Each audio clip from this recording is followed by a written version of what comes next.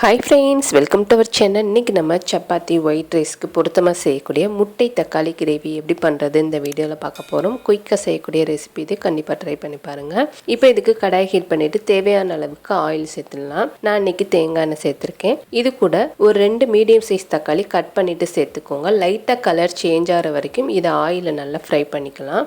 இப்போ வதங்கினதுக்கப்புறமா தனியாக எடுத்து வச்சுருங்க. அதே எண்ணெயில் ஒரு பிரிஞ்சி இலை சேர்த்துக்கலாம். இது கூட 3 பீஸ் கிராம்பு, 2 பீஸ் ஏலக்காய், ஒரு சின்ன துண்டு பட்டை சேர்த்ததுக்கப்புறமா ஒரு 1/4 டீஸ்பூன் அளவுக்கு கடுகு சேர்த்துக்கோங்க. இது எல்லாமே நல்லா பொரியட்டும்.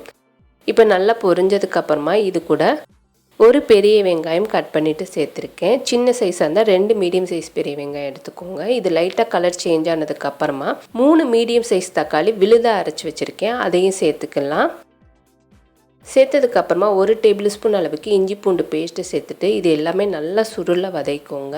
நம்ம சேர்த்து இந்த தக்காளியோட தண்ணியெல்லாம் நல்லா வதங்கிடுச்சு. இந்த டயத்தில் 1/4 டீஸ்பூன் அளவுக்கு மஞ்சத்தூள் சேர்த்துக்கலாம். 1 டேபிள் ஸ்பூன் அளவுக்கு தனி மிளகாத்தூள் சேர்த்துக்கோங்க. 1 டேபிள் ஸ்பூன் அளவுக்கு தனியாத்தூள், 1/2 டீஸ்பூன் அளவுக்கு ஜீரகத்தூள் சேர்த்துட்டு இதை நல்லா மிக்ஸ் பண்ணி விட்டுடலாம்.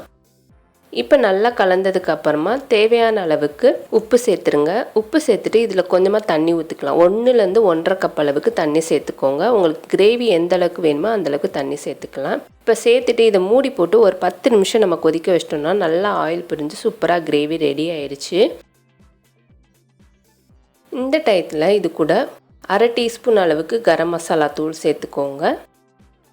இது கூட ஒரு பச்சை மிளகா கட் பண்ணிவிட்டு சேர்த்துருக்கேன். 4 முட்டை வேக வச்சுட்டு பீசஸாக கட் பண்ணிக்கோங்க. இந்த மாதிரி நீல ஷேப்பில் கட் பண்ணி சேர்த்துருக்கேன். இது கூட நம்ம வதக்கி வச்ச தக்காளி எல்லாமே சேர்த்துட்டு இதை நல்லா மிக்ஸ் பண்ணிடலாம். இப்போ நல்லா கலந்ததுக்கு அப்புறமா இது கூட ஒரு கொத்தளவுக்கு கருவேப்பிலை சேர்த்துக்கோங்க. பொடியாக கட் பண்ண கொத்தமல்லி இலைகள் கொஞ்சமாக சேர்த்துருக்கேன். சேர்த்துட்டு இதை நல்லா மிக்ஸ் பண்ணிடலாம். நம்ம ஏற்கனவே கொதிக்க வச்சனால அதிக நேரம் வதக்கணும்னு அவசியம் இல்லை. ஒரு 5லேருந்து 7 நிமிஷம் வதங்கினாலே போதும். நல்லா மசாலா இறங்கி சூப்பராக ரெடி ஆயிடுச்சு. இதே போல் நீங்களும் கண்டிப்பாக ட்ரை பண்ணி பாருங்கள். இந்த வீடியோ உங்களுக்கு பிடிச்சிருந்துச்சுன்னா லைக் பண்ணுங்கள், ஷேர் பண்ணுங்கள். மறக்காமல் நம்மளோட சேனலுக்கு சப்ஸ்கிரைப் பண்ணுங்கள். தேங்க்யூ.